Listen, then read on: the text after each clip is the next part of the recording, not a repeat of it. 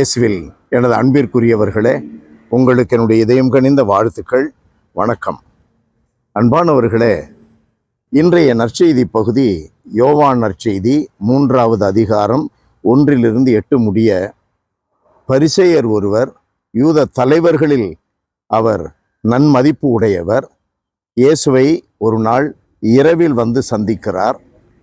அவரோடு மீட்பை பற்றி பகிர்ந்து கொள்ளுகிற ஒரு அற்புதமான தருணம். நம்முடைய வாழ்விலே மறைவாக எத்தனை பேர் இயேசுவை உண்மையான கடவுள் என்று ஏற்றுக்கொள்ளுகின்றவர்கள் இருக்கிறார்கள். இது ஒரு காரணம் கூட நாம் எல்லாரையும் நேசிக்க வேண்டும். இவர்கள் இந்த இனத்தைச் சேர்ந்தவர்கள் அல்லது இந்த மதத்தைச் சேர்ந்தவர்கள் என்றெல்லாம் நாம் யாரையும் ஒதுக்கக்கூடாது. மனிதர்கள் எல்லாரும் கடவுளை நேசிக்கிறார்கள். ஏதாவது ஒரு வகையிலே உண்மையினுடன் வாழ வேண்டும் என்று நினைக்கிறவன், தீவிரமாக உண்மையை பேசுகிறவன் கடவுளை நேசிக்கிறான், இயேசுவை நேசிக்கிறான். சமத்துவ உணர்வு இருக்க வேண்டும் என்று நேசிக்கிற என்று சொல்லுகின்ற, அறைகூவல் விடுக்கின்ற ஒவ்வொருவரும் கடவுளுக்கு மிகுந்த நேயம் உடையவர்கள் என்பதை நாம் மறக்கக்கூடாது.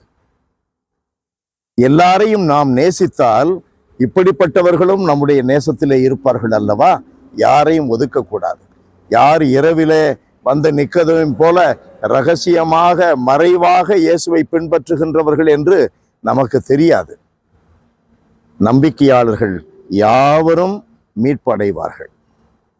அன்பிற்குரியவர்களை, மீட்படைய இரவில் வந்து மறைவாக இயேசுவோடு பேசிக்கொண்டிருந்த நிக்கதேமிற்கு ஆண்டவர் இயேசு, நீங்கள் மறுபடியும் பிறக்க வேண்டும், தண்ணீராலும் தூய ஆவியாலும் பிறந்தாலன்றி இறையாட்சிக்கு உட்பட இயலாது என்று நான் மிக உறுதியாக உங்களுக்கு சொல்லுகிறேன் என்ற ஆண்டவருடைய வார்த்தைகளை நாம் புரிந்து கொள்ள வேண்டும். அது வெறுமனே ஞானஸ்நானம் என்ற திருமுழுக்கு என்ற ஒரு நிகழ்வு வழியாக மட்டும்தான் மீட்படைய முடியும் என்ற எண்ணத்தில் நாம் இருக்கக்கூடாது. அடிப்படையில் அதுதான் உண்மை. இயேசு சொல்வதுதான் அடிப்படையில் மீட்படைய தேவை. ஆனால் தண்ணீர் எது? நாம் பல நிலைகளிலே அதை எண்ணி பார்க்க வேண்டும்.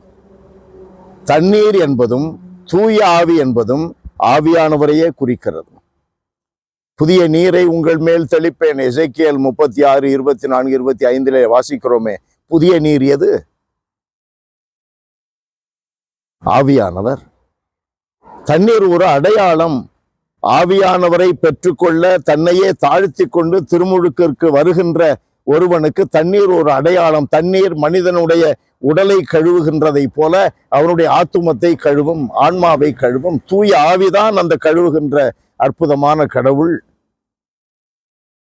உண்மையை ஏற்று, நீதியை ஏற்று, அன்பு செய்து வாழ்ந்து சமத்துவ சகோதரத்துவ உணர்வுடன் இருக்கிறவர்கள் கிறிஸ்தவர்கள் அல்லாமல் வேறு யார்? அவர்கள் எல்லாம் திருமுழுக்கு பெற்றவர்கள், ஆவியானவரால் நிரப்பப்பட்டவர்கள்.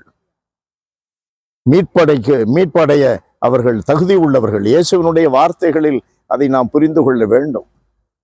அன்பு நிறைந்த எங்கள் கடவுளே, இன்றைக்கும் மறைவாக, வெளியரங்கமாக இல்லாமல் மறைவாக உம்முடைய திருமகன் கிறிஸ்துவையே ஆராதித்து உம்மை உணர்ந்து அனுபவிக்கிற எல்லாருக்குமாக ஜெபிக்கிறோம்.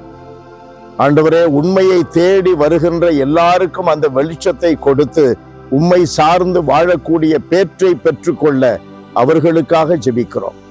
இவ்வாறு வாழ்பவர்கள் எல்லாம் மீட்பின் பாதையில் தான் இருக்கிறார்கள் என்பதை அவர்கள் அனுபவித்து உணர்ந்து வாழும்படியாக ஆண்டவரே, அவர்கள் ஒவ்வொருவரையும் உம்முடைய திருமகன் கிறிஸ்துவின் பெயரால் அர்ச்சிக்க வேண்டும் என்று ஜெபிக்கிறோம். இயேசுவின் நாமத்தில் ஜெபிக்கிறோம் பிதாவே. ஆமென், ஆமென்.